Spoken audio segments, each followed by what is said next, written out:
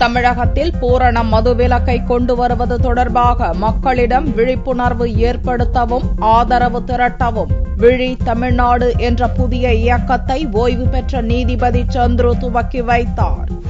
உயர்நீதிமன்ற ஓய்வு பெற்ற நீதிபதி சந்துரு சென்னையில் செவ்வாயன்று மதுக்கடைகளை சட்டப்படி ஒழிப்பது எப்படி என்ற தனது நூலை வெளியிட்டார். வரும் லோக்சபா தேர்தலில் மது கொடுத்து ஓட்டுகளை பெற முனையும் அரசியல் கட்சிகளிடமிருந்து வாக்காளர்களை காப்பதற்கும் தமிழகத்தில் பூரண மதுவிலக்கு கொண்டு வருவதற்கு பொதுமக்களிடம் விழிப்புணர்வு ஏற்படுத்தி ஆதரவு திரட்டவும் விழி தமிழ்நாடு என்ற இயக்கம் துவங்கப்பட்டுள்ளதாக நீதிபதி சந்துரு தெரிவித்தார். வேலை திறமையின்மை குறைந்து வருகிறது. காரணம் மதுதான்.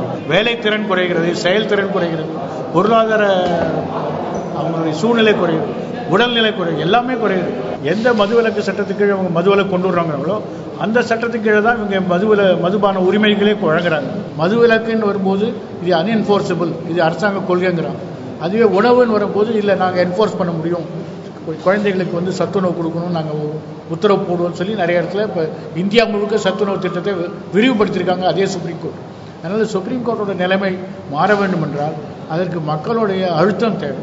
தமிழகத்தில் மதுக்கடைகளை அரசாங்கமே நடத்துவது வருந்தத்தக்கது என்று கூறிய நீதிபதி சந்துரு, இதனால் வளரும் சமுதாயம் மது பழக்கத்தால் பாதிக்கப்படுவதோடு பாலியல் குற்றங்களும் பெருகி வருவதாக கூறினார்.